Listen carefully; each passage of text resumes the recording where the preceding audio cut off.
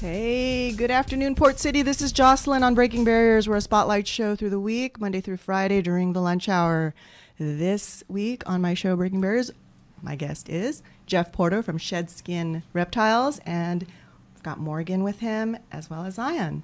Thank you guys for coming to the studio today. We're looking forward to seeing what you've got in that bag over there in the corner of the room. Thanks for inviting. Yeah. Thank you for inviting us. Yeah. So yesterday I was at Cesar Chavez Library, and Jeff did a presentation with the rest of his crew. I think he brought how many specimens did you bring yesterday? 35. It was amazing. I'm going to show you some of the pictures here. This is one of them. If you look down at your bottom right corner, if you've got the visuals on this, the kids were just amazed. They were just having a blast. And, you know, he's going to be back tomorrow at Maya Angelou Library. So if you guys have time, what time is it for tomorrow? 3:30. 3:30 tomorrow at Maya Angelou Library. And you're going to bring the same Pretty much the same thing. I might bring a few more venomous snakes. Okay. Yeah. Okay. Yesterday there was a venomous snake that he had in the sack, and it just wanted to already jump out on its own, and he grabbed it just in time before it left. But it was pretty awesome, actually. So Jeff, I actually saw one of your booths when I was at Sinister Creatures Con a couple weeks ago. Correct. And I said, wait a minute, this is something really cool, because I was there. I met one of my favorite artists, is Rick D'Anzo, and Corey Swenson from Sacramento was there too. He's a fellow Academy of Art University alumni. And so I was there for the art. You know, I just wanted to check that out. And then I saw the Shedskin people, and I was like, right on, this is awesome. I need to get these guys on the show. And then next thing I know, they're going to be at Chavez Library. So they were there yesterday. So they're going to be at, like I said, Maya tomorrow. So tell us a little bit about Shedskin. What you guys do, and you know, you gave some pretty good information yesterday also about Animal Planet. You did something there too. Well, Shedskin Reptiles, we originally opened up a store, but I've always had all the reptiles and bred them and did school programs and birthday parties and stuff. And then once I retired, I was able to open up the store, and now we do a lot of breeding, a lot of selling, a lot of mailing, and a lot of schools, presentations.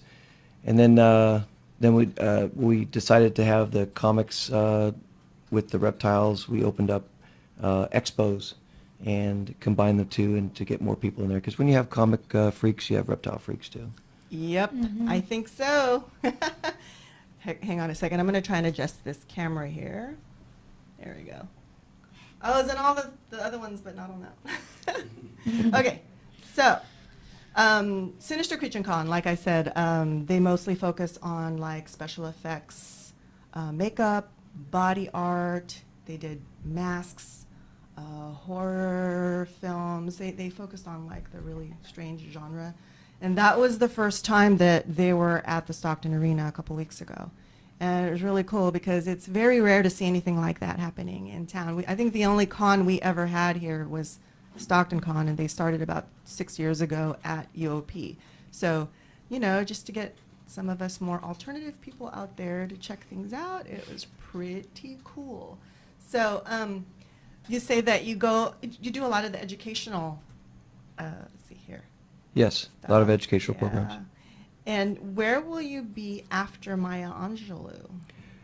At the end of July, I have 7 summer schools to do in San Ramon, Dublin. Oh, my goodness. Then from there on, a couple of parties, and then we go to expos, which are strictly reptiles, and that'll be in San Jose, Santa Rosa, Sacramento, which is the largest one in Northern California. And again, it's all reptiles and amphibians. And then ours is in November. We host our own. I think I've actually been to the one is it at the Tracy Outlets? Yes, this year, or it was last year, and this year it's the second year, but it was in the mall, the Tracy Mall, for the first 3 years. Yeah. So the first time I had gone was at the Tracy Outlets location, and it was really awesome. You guys should check it out. It's taking place in November, you said? November 4th and 5th. You guys had different vendors, and we were looking at some of the crested geckos. My daughter actually got a crested gecko from I'm not really sure who it was from, but it was really Yeah, there's a huge variety of reptiles at that expo, and you guys have a really nice spot. It's huge. It's big. Yeah, we try. We might lose it next year and have to find somewhere else to go, and we might even have to go out of the city. But we need a lot of room, like 30,000 square feet, to host both. So tell us a little bit more about who the different vendors that are associated with the November event. As in comics or reptiles? Reptiles. Oh, reptiles. Well, there's a big variety. A few of them are actually stores, like LLL from down south to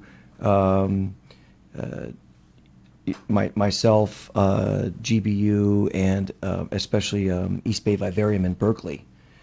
They come out, and then you have your private breeders that breed so much that they actually vend at expos and sell their easy to say is their product. Some people are mainly into specifics like bearded dragons or ball pythons, and then you have a variety like I do where I sell from monitor lizards to frogs and tarantulas and so on and so forth, but I'm a store. Yeah. But they're usually about between 40 and 50 vendors on the reptile side, and in the comic side we usually have a little bit more than that. And it's a weekend thing, and they're kind of nice to go to because you can find a variety of what you need, especially if you can't find it in the store. Yeah, yeah.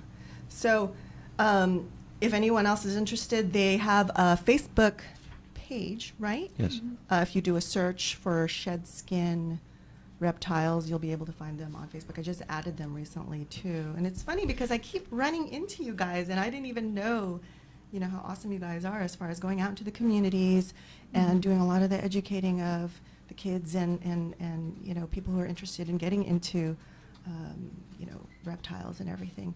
The main, I think one of the main things that Jeff does is he wants to make sure that you get the right pet for what you're looking for, because we're not going to match up a 5-year-old with, say, a monitor.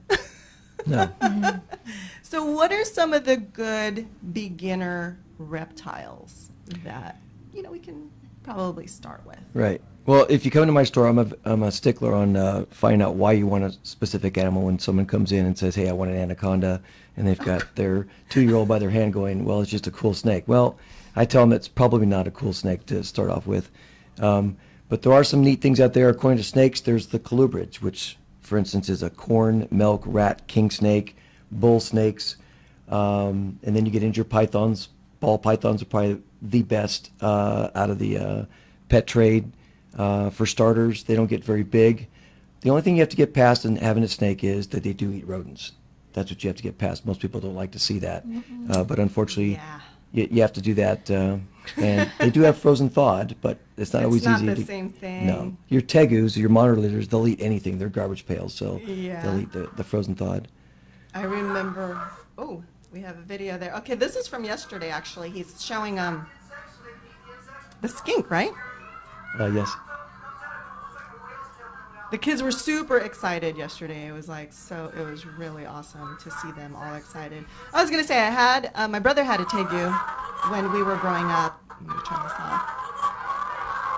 Okay. Yeah, my brother had a tegu when we were growing up, and I would have to say that out of all the reptiles that I've personally had in the house, the tegu was the messiest, most disgusting eaters of them all. Yeah. Because, you have a snake, okay, you got a rodent, you're going to feed the snake, he just swallows it whole, we're done. He asphyxiates it, and it's over. He just swallows it whole. But a tegu, well, the one that we had, it just kind of goes off and kind of just shakes its head and moves the whole mouse around, just shaking its head. So, yeah, it's pretty crazy. Try feeding it chicks. Oh, I never got that big. It only got big enough to feed like a mouse, feed it a mouse or a rat. But it got pretty messy. So those are some of the things that everybody has to consider when they decide to get a reptile as a pet. Is it's feeding. My little sister had a salamander. All we had to do was feed it to the fex worms, which was super easy. Just like a cube. Yeah. Throw it in the water and it was done. Yeah. You could psych out the salamander and it just see the things moving around and it was easy.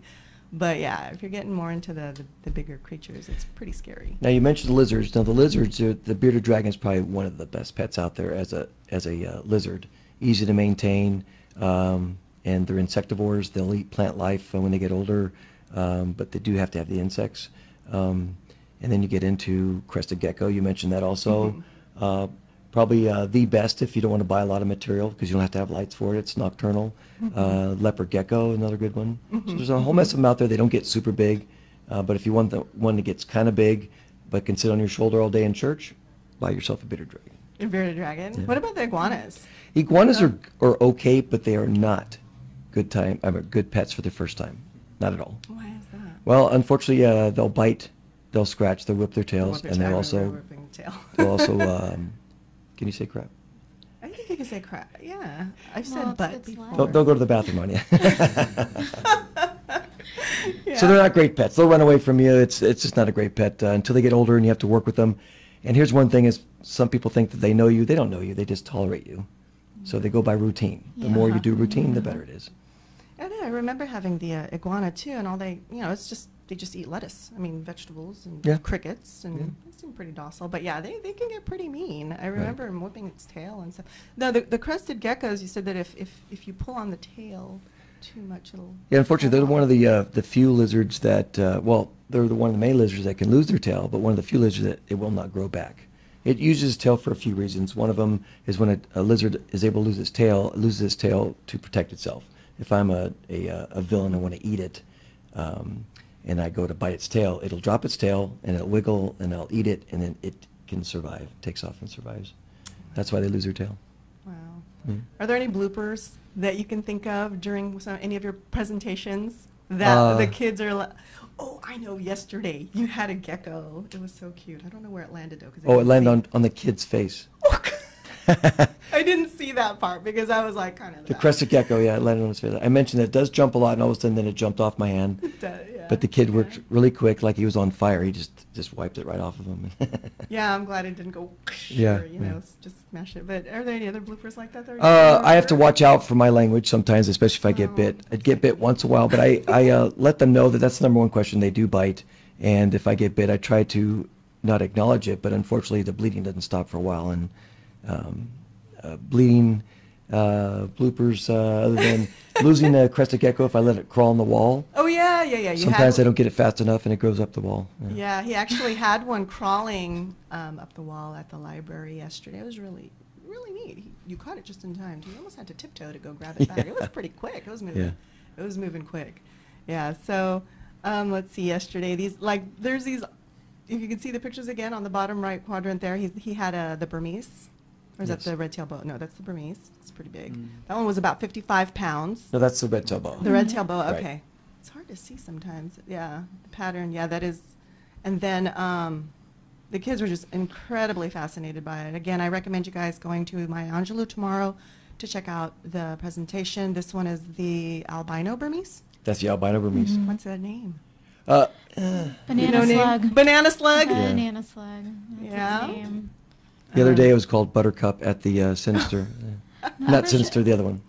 The guy in hot pants was carrying that one. It matched his hot pants. It's pretty awesome. I was like, all right. I'll tell you what, though, even though you find all these weird dressed up people at these cons, and when you bring the snakes, they even look at you like you're weird.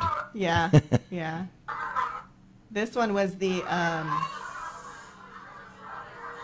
what were those? You had a bunch of them tangled together. Those are corn snakes. Corn snakes. Unfortunately, when you start bringing out the first animals, it's kind of like chaos. Yes. You were a total hit. A total hit. Let me see if I could find the video where that one... I think it's this one right here. Oh, the venomous snake? Yeah, this is the one that I was saying, okay, he's being real careful about getting it out of the sack, first thing, and then he catches it just in time. That was awesome. And the kids are screaming. But again, my Angelou tomorrow. Is there a way that people can contact you if they have any questions or want to check out the store? Or sure, we have Shedskin Reptiles has its own Facebook, and we answer all questions. Not all of them right away because we have some things going on, but any questions from what do I need for my lizard or snake to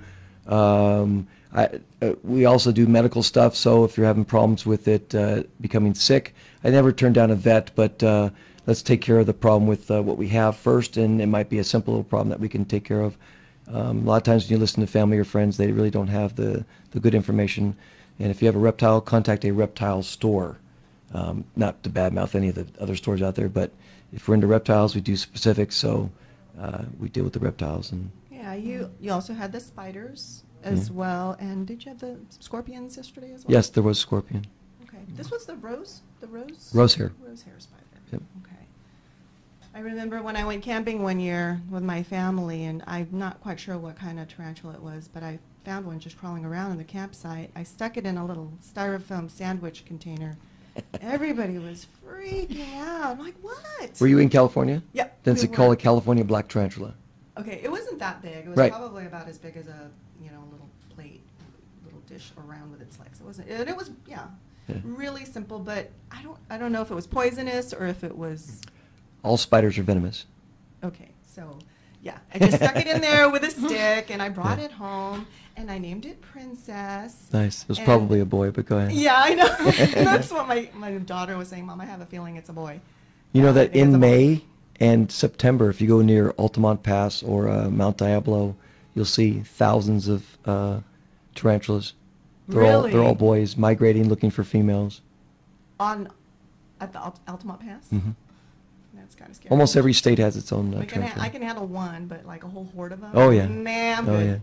I'm good. Actually, the thing that I'm most deathly afraid of, and I'm not really sure why, and those people that know me know that I'm really scared of moths. Oh, really? In the heck? Why do they not know where they're going? And what's up with all that powder on their wings? And they're just flying around, fluttering about at night. I think it's a protection, but there are some unique moths out there, huge. Most of them come from Africa, but if you go to the Steinhardt Aquarium, you'll find a bunch of them. They're just unique. They don't even look like moths. I cannot do. I can't do. They look like a painting. I could do snakes, lizards, every spiders, moths. It's just just the thought of it. How about crickets? Crickets are fine. Oh, okay. Cockroaches? Yeah. What? Cockroaches? Cockroaches, I'm okay. It's just moths. It's just like all of a sudden show them. Anyway. She's starting to give herself the heebie-jeebies. Yeah, I really am right now. I just can't stand them. But anyway, let's see. What else we got going on here?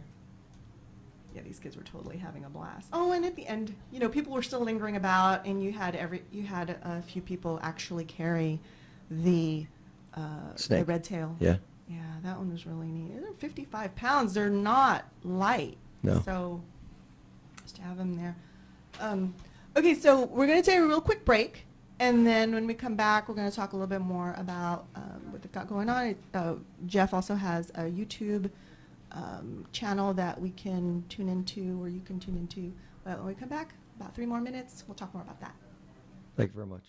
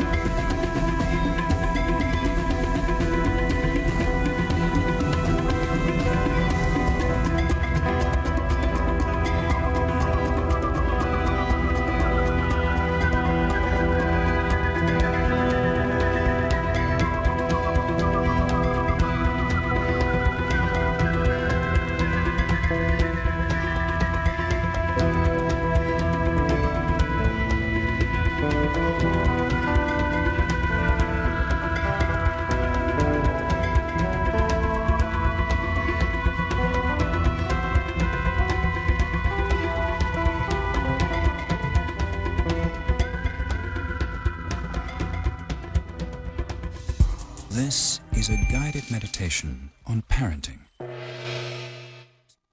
was that? What was that, David? Did you hear that? A Guided, blooper. Meditation on parenting. We're on now? We're on now? Yeah. Okay, welcome back to Breaking Barriers. We are a spotlight show during the week. Lunch hour is for us. David's my engineer. He also does a show on Fridays called Spotlight. Oh, no, Yellow Dot. He focuses on music, local music. And he also is on Saturdays and Sundays sometimes. He does special edition takes there. And then on Mondays we have Joy. She's got a show called Behind the Art Scene. Hi, Joy, if you're watching. Joy. I've got a snake here, one of my favorites, ball python, super docile, super nice. And this one, actually, tell us a little about this one and why.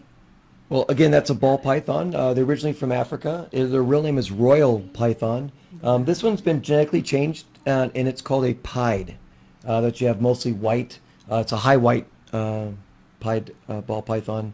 Very docile. Do they bite? Yep, everything with a mouth can bite. I always say that all the time. This one eats mice and small rats, so eventually when it gets big enough, and you're looking at about 4 feet and about 4 pounds, so not very big. I mean, they're docile enough to put around your neck while you're on the internet doing your thing. And I've got some questions coming in from different people. This one's from Trinity. She said, I had a ball python before, but when it would digest, it would fart. Is that normal? Wow. No, it's not. She's 12. Oh, it's not normal. I don't know what that is. That's kind of weird. It's like, let me see. She was telling me one time that it was like a balloon. It sounded like a balloon. But I think that's a problem then. Yeah. Yeah? That's a problem. It sounded like Too much air. Yeah. Did it already pass away? Is that what she Yeah. got? Oh, okay. Yeah. It might have developed a respiratory infection, which you call RI, respiratory infection, and that could have been a bubbly effect in the cloaca area and caused that. I've never. That was a good question, Trinity. Yes, it was. Thank you you. very much, honey. It's good. Okay. How old were you when you got into this hobby? This is from Richie. Well, it all started when I was 7. I was riding my bike and I thought I saw it stick on the ground, went to go pick it up, and it turned out to be a gopher snake. So from then on, it took off. That's when I found out I was actually allergic to poison oak, because that's all I was in the bushes looking for animals. Yeah, It's pretty similar to how you started into this hobby as well, Zion. I had him looking for worms for a project for me, and it wasn't a worm. It wasn't a word. It was a garter snake too. Yeah, those garter snakes. I remember picking one up too, and it's like, where's all this liquid coming from? Oh, defense mechanism. Line I of get defense. it. There you go. Yeah. It's a smelly one. Yeah. Have you ever been bitten by any of the animals you handle? I get probably a bit once a week, hospital a few times, and very dangerous job. But if you have this many animals and you say you've never got bitten, you're not really doing the job right, because sometimes it does happen. Time is a factor, and I don't have a lot of it, so I try to feed too fast and I get bit. I don't use the tongs like I'm supposed to. Some of these snakes, especially the big ones, get very, very aggressive, and if you're not watching, they can tag you, and it's not a fun feeling. They do have a lot of teeth. So yep, I get bit all the time. My fingers don't work very well anymore. They all point different directions. I know that on one of his YouTube videos, what is it, Cold-Blooded 101, if you Correct. do a search on YouTube, it actually shows a corn snake biting his finger. No, it's and- actually a king Was it- snake. A king snake, I'm sorry, Yes. a king snake. And some of the venom was already starting to disintegrate. Actually, it was Part the of your nail, right? Yeah. Bacteria. the bacteria in its saliva. Thank you. So, It's good to have the kids. I was just showing the people that they can bite, and it was actually devouring about probably close to an inch of my finger, and I let it go and do it, and eventually I had to take it off because it was starting to hurt. But it did, my fingernail was kind of dissolving. Yeah, that was So really neat. You gross. guys should check it out. Like I said, it's Cold-Blooded 101, and Jeff Porto, Shed Skin Reptiles on YouTube. If you do a search, you'll be able to find him. I've got another another question here. What advice can you give to someone who wants to get into this profession? Well, start out with your basic. Try and find yourself a wild caught animal, which is, keep them where it's not a rattlesnake. You don't want that. But gopher snake's good. King snake's good. Blue belly. Learn how to deal with it on the wild part of it, and then let it go after a couple of weeks. Then you start learning some things which you should do and shouldn't do. There are some things on the internet you should read and look at some videos. There's some talented people out there. But always start out small. Don't start out big, because you might bite off a little bit more than you can chew, or actually get bit. Okay, let's see.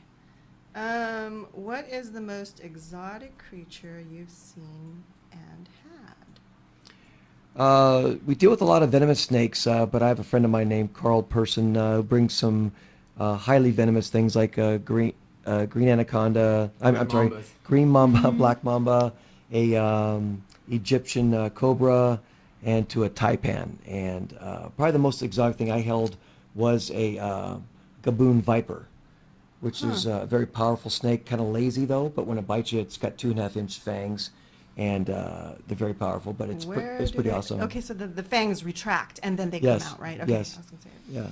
So those are probably the most exotic things that I've dealt with. And it's not that I get scared; I get nervous, a little worried. But if I do get bit, that's part of the job. Yeah, yeah, I would say. So, I had another question here. Hold on, let's see. What are some of the challenges with owning or having a show with the kids? Obviously, it's safety. That's the number one thing, especially when I go to schools. They make sure you have insurance, which, it doesn't matter if I have insurance or not. If an accident happens, it happens. But I try to make sure no accidents happen. Kids are a little rambunctious. Sometimes they want to touch things when they're not supposed to. They don't listen very well, and that's okay too. I understand it. But I never, ever take my eye off of any of the snakes that a kid's holding, because anything can happen. We taste different. We smell different. And Yeah. Or a fast wave across the face of a snake could startle the snake. And See, he never takes his eye. See this picture right here on the bottom right? That's his eagle eye mode. I've actually it was like that all day yesterday when the kids were around. So Yeah, I know at different shows we've actually had a long line of people waiting. They're like, okay, can't somebody else help us get this animal out? Because we've had multiple animals at a show, and I'm like, it has to be Jeff. I'm sorry, I'm not going to get this animal out. It's liabilities issues. It takes multiple people having to hold these animals, and we want to make sure you're safe and everybody else is safe as well. yeah, he was really stern about that yesterday too. He had 2 other people with him, which was part of his crew. The 2 guys you're pretty methodical about how he's presenting it. So for those of you that are a little bit shy or a little bit, hesitant about coming out or checking out a show, like say for example tomorrow at Maya, he's going to have other people there that are going to be helping him out. So it flows really smoothly, and he's able to show those 30 specimens without a problem. Like yesterday. We're going to have to take that one out later too. How often do you have to feed this guy here? I know the answer to that because I've had one, but let's tell the folks how often it eats and how big the mice are. Well, in my store, all I sell are baby snakes. I don't sell anything large. When they become large, we use them as breeders after that. But when they're babies, it's about once every 5 days to 7 days. And then when they get bigger, it's once every 2 weeks. That's the appropriate way to feed them so they're not hungry. And then we never, ever feed our snakes or lizards totally live of anything. We don't want the snakes or the lizards getting bit, because that can happen, and in the wild it does happen. So we ask to feed them frozen, thawed, pre-killed, or stunned. Oh, really? So the rodent can't fight back. And if Oh, you ever stunned, seen, yeah. if you ever seen a rat fight back, they do a lot of damage. Yeah. And I would too. Yeah, they do, and I've actually seen. Yeah, it's bad. They've got big teeth too. They bite right through the yeah. snake. Yeah, they do. It's so sad. It's like the snakes are like, whoa, wait a minute, I thought I was going to have you for lunch, but now you're having me for lunch. No! Yeah, it's a big battle. Yeah. What I want to emphasize, if you come down to any of the educational things, that it is an educational program. It's not the type of show where I just show it to you and I put it away. We explain everything to you, explain what good pets are for you, what are not good for you. But even though I show some venomous things, it is kind of cool to see one up front instead of seeing it through a zoo or out in the wild or something like that. It is, and I think the kids just are so curious, and some of them are so excited. They just want to touch everything. And Yes. it's amazing that these reptiles they just let it happen. They're just like, okay, whatever. Yes. You were saying yesterday they can't hear, but they do feel the vibration. Right. Snakes don't have ears. And if you are around a table with your family or friends and you think that they know everything, ask them, what's the main difference between a snake and a lizard? It's not the legs. It's actually lizards have ears. Snakes do not. And also, snakes don't have eyelids, so if you get in a staring contest with one, you'll lose. It's getting warm and squirrely. I know, he's really enjoying himself. Yeah. He wants to just play all over Lots your of equipment. Yep. I'm just gonna get him tangled up on the mic. Oh, this is just gonna get all bad. No, that's not bad. That's not good. I mean, so you're so bad. the crested gecko we have at home, it doesn't have Okay. an Eyelids. it doesn't have eyelids, so Yeah. it's constantly licking itself. It's adorable. Come on, work with me. There we go. Come on. Some teamwork over here. Yep. As That's it goes. You know, it's awesome. almost breaking rule 1. Don't have it above your head. So Jeff was telling me earlier how they bred and got this color combination. Can you tell us a little bit about that? How that happened? And usually these royal ball pythons are this color all throughout the body, Right. but this one's real special. Well, most of the combinations you see of different colors and design is not from me. It happened a long time ago, and I just picked up on it. Again, there's over 3,000 different genes of ball pythons, and you're going to find super colors, you're going to find super designs, but unfortunately, probably the best color you see, the one you want, is probably the most expensive. But how you do that is just you're breeding two things together. One has the flaw in it, the other one doesn't, and eventually you might get that flaw, but it takes several years for you to even get what you want, and that's why they're so expensive. And then after that, then to perfect it takes a while also. So to put it simply, if you have a brown-eyed guy and a blue-eyed female, and they have a baby, more than likely the child is going to be brown eyes because the brown is dominant. But you might get lucky and the kid might be blue eyes. But no matter what, if he's brown-eyed kid, he has those blue-eyed genes in his system. So when he has kids, he could have blue eyes. They can have blue eyes. Yeah, this is really neat because when I had my first ball python, this was back in the mid to late 90s. All we had as far as our selection here, East Bay Vivarium, Yes. actually, Yeah. were just the standard royal ball python colors, which is the brown. And Which is that, right? Yeah. Right there. And the Yeah. albino is Yeah. popular yeah. then too. Now I don't Yeah. know when did the surge of all these different colors start? Past It's few been a years. while? Yeah. Well, there's so much breeding going on. It's just when a flaw comes up, people Good. name that flaw if nobody else has it, and then they have that name. So that's why there's just so Neat. many of them. But you have so many combinations, and again, it takes a while for them to come out. And it's interesting. I really like this combo right here. It's just Yep, it's beautiful. lots of contrast. And there's a lesser. It looks like he's about. Did he just shed? It's been a couple weeks, so he's probably going to shed next week. You He'll can start. actually tell when a snake is about to shed. Their skin, or well, I don't know, the scales start getting kind of cloudy. Yes, and their bit. eyes get really cloudy, Yeah. and they start looking dull. Yeah, and then once they shed, oh, it's so beautiful. It's got a beautiful luster. You can almost see like rainbows in the scales. And the shedding just means it's growing. Yeah. And these guys get how long? How big are they? Approximately 4 feet. That's about average. And then every 500 grams is about a pound, so they get about 4 pounds. 2,000 to 2,500 grams. Yeah. Awesome. We're going to take a quick break because we're going to hopefully be able to pull out our other Yes. guest. Okay. And we'll be back in a few. Thank you very Jeff much. Porto here.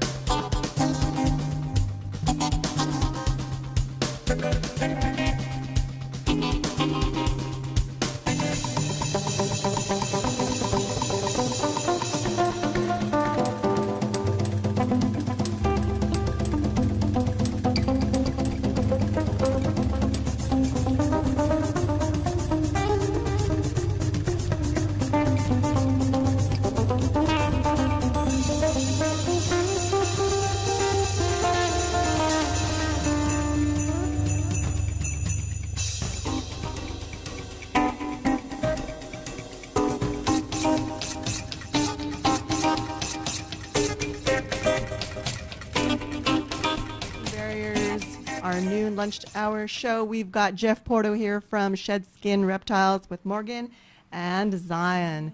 And here is one of the guests also. We don't have a name for him yet, do we? It's our lunchtime special, chameleon on a stick. Yeah, call him Breaking Bad. Look at him. I'm surprised he hasn't opened his mouth. Yesterday, when the kids were looking at him, he was like constantly opening his mouth. I was like, he's going to swallow a kid alive or what? What's going on here? No, he was... Oh, look at those colors. He's starting to get brighter. That means he's probably getting a little annoyed. Nice. So tell us a little bit about this guy. Well, this is a chameleon. Yes, all chameleons change colors. Could it be from the a few colors to a lot of colors? This is a panther chameleon. These guys are from Madagascar, so they change the most colors. This is a boy. Boys look better than the girls do. They actually take after the human world, so they look their best all the time. But they change colors for a few reasons, and one of them is to camouflage, to ward off enemies. The brighter they look, the big enemies think that they're poisonous because of the colors, so they leave them alone. The last thing is they look their best colors is because they have to get a girlfriend. So the girlfriend says, you know what, you look your best, I like you. A few little cool things. Chameleons are okay as pets, but they're not great pets to have, especially if you have kids, because they change colors for a reason. That's because they stress out. It's like when you get embarrassed, you turn red. Well, they're stressing out all the time. Could be good stress, bad stress, but it's all stress. That's why they don't live very long. You're looking at maybe 5 to 7 years, max maybe 8 years. And that would be the boy. They're pretty cool, though. They have a prehensile tail, which is like a monkey's tail that they hold onto a branch prior to leaning over. And as they're leaning over, they're trying to get to another branch because they see a bug over there. And once they see that bug, they stick out this tongue that is about this long. It's probably a good foot, maybe a foot and a couple inches long. So creepy. Yeah. And they grab that insect, and then they eat their lunch. The last thing that's cool about them is they have independent eyesight. Their eyes roll into their socket, and they can actually see ahead of them and behind them at exactly the same time. So that goes along with their stressing too, that they're just constantly looking at for bugs, Yeah, I bet. enemies, all those other Constantly things. looking around. How old is this one? This one's about 4 years old, and once in a while you do get a mean animal. Someone can say, I have the ball pythons are the best, they don't bite. Well, everything in their mouth can bite. Also, this one can be irritated really quick, and as you can see, he There wants it to is. bite, and if you don't think that's a big enough mouth to hurt you, it does hurt. They do have teeth, Yeah. and they have Yeah, strong yeah. jaws. They're totally arboreal, which lives in trees. Yeah. They don't jump, do they? They just kind of. No, they don't jump. They're very slow, and they can be a little fast if they want to, but pretty much they're slow. They're more like fish. You can't really like hold them. You just look at them. Just No, look it's at Right. them. That's probably the Ooh, best thing to pretty, do. yeah. Ooh, ah, from afar, huh? Yeah, that one's got great color. It's got a little bit of orange. The ones that I've seen always are mostly just one solid green color. or Yeah, the just one greens, greenish yellows, and blue. browns are the- Yeah, yeah. yeah. And they just either get, really dark or just a darker green or a brighter, lighter green. But this one it's got all the different colors. Now, what's cool about this is a lot of people think that everything lays eggs, but they don't. Now, these guys do, but the weird thing about this is once they lay the eggs after about close to 30, 40 days, it takes almost 7 months for the egg to crack. And usually it's 65 to 80 days, right around there, but it takes a long time for these guys. How many eggs do they usually? You Lay can have one- anywhere between 14 and 30. They look like little tiny Tic Tacs. Tic Tacs. They're that small. Gosh, they're tiny. Yeah. I've actually seen the little baby chameleons, and they're so cute. They're really tiny. It's amazing how Yeah. they're even alive at that tiny size. Little tongue that looks like a thread coming out of their mouth. Yeah. So you said that there's different snakes. Some snakes lay eggs, and some snakes have their babies live. Yeah. Will you tell us the difference between the two, and how Right. that happens? That's mainly the only main thing between snakes is one lays eggs, one doesn't. So if you're a python, you belong to the python family, you lay eggs. If you belong to the boa family, you don't lay eggs. They come out live. Live. They're called neonats. Your anacondas are all live. Actually, your rattlesnakes are all live. Oh, okay. And then there are some chameleons that have live birth. The Jackson chameleons are live birth. That's interesting. We're- There's not really a defined rule, Right. It's just kind of like, except for the python and the boa one, but Yeah. yeah. I was telling Jeff earlier, when we went to New Orleans, we decided to purchase a caiman, and we brought it home to California, and we soon found out that it couldn't fit in the cage anymore because it grew really fast. And so we thought, okay, we can't even feed it anymore because it's wanting to crawl out of the cage. So we brought it to the nearest reptile store, and they kept it, and they had it there for a while. It's a reptile store in Fremont. This was over a decade ago. So, Nice. yeah, so be careful of your purchases. And like I said, Jeff will probably be able to answer any questions that you have as far as, selecting the proper reptile for you and for the family as well. Morgan's got some information here on an upcoming event. It's not going to be taking place until November, but if you can mark your calendars, Morgan, can you tell us a little bit more about the Tracy Comic Con? Of course I can, Jocelyn. It's a dual show. If you're into reptiles like we've been talking about this whole time, we have the Tracy Reptile Expo, which is, you'll see Jeff there, Zion, myself. That's November 4th and 5th. In fact, we're going to be, as I mentioned to you earlier, we're going to be giving you some comp tickets to be giving out for future shows to raffle off. And you'll also be seeing Jocelyn there. And we'll have Venomous Expert, Carl Pearson, and Classroom Safari. Classroom Safari, they bring a whole bunch of animals there, like, sorry, I'm watching the chameleon now. A whole bunch of animals there, like a sloth, lemur, panther, a whole bunch of just like, it's like a traveling zoo. That's the best way to say it.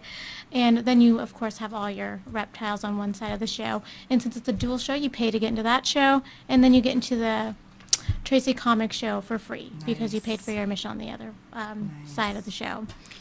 And so it's a dual show, like I said, November 4th and 5th. So it's ways out there. Again, that's November 4th and 5th.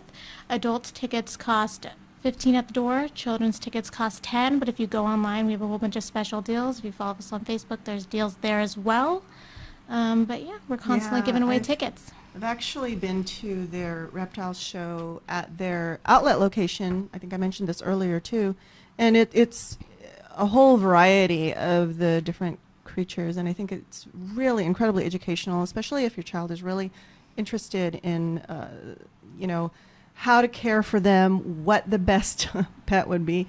And they have it's not just limited to just reptiles. They also have spiders and scorpions and other little creepy crawlies. Amphibians. Amphibians. Like creepy crawlies. Yeah, a lot of other little I remember even seeing I thought it was a centipede. It was a really big, fat, yep, what there was a was centipede. that? Cockroaches. That's probably like my nearest, like next to, that would be number 2 after moths. Yeah, we had little crocodiles. We had a whole bunch of just exotic animals there. Yeah. Cockroaches as pets? What? I know. No. I have enough of those, like I see in my neighbor's yard. Hey, but some No, of and them they're hiss. actually water. They say they're water cockroaches. Yeah. They're just native to the Tracy area, has that so- problem. They water too much and there's cockroaches over. Yeah, Mm. yeah. So he's been pretty quiet. Look at him. I mean, look at look at the feet. Or He's actually examining everybody, wondering if you're going to touch me or not. does he like being petted? This one does not. You're going to always get that 1%. You're going to have a mean one. Don't touch me. Yeah, but I have others that won't. But I brought him because he kind of like fired up. That's what they call it, firing up, when you fire up your colors. Yeah, it's pretty. Yeah, he's just a like amazing. get petted, and he'll bite. And I don't like to get bit. My fingers are very sensitive right now. It's getting bit too much. Okay, so again, this is Jeff Porto. He was my guest today with Morgan and Zion. He's with Shed Skin Reptiles. He's having a show at the Maya Angelou Library tomorrow at 3:30? 3:30. 3:30. I think you guys should check it out. He's got quite a few reptiles that he brings with him, and the kids absolutely love it. I showed you some pictures earlier of what took place at the Chavez Library. I've got some video clips. I'll go ahead and post it on my Facebook. If you find me on Facebook, look for me on Facebook, Jocelyn Conde, Conde, and also the Spotlight page, Spotlight on the Arts. David's in control of that one. Oh yeah, okay. I'm getting it confused with the other one. Yeah, so look for Spotlight on the Arts, KXVS.org on Facebook as well. We're also on Instagram. And just, do a search. You'll be able to find us. Shed Skin also has a Facebook page. Mm-hmm. And I think you guys have an Instagram too. I could have sworn I added you guys on Instagram as well. Yes, but I don't know what mine is. Oh, yes, I I have it. know what it is.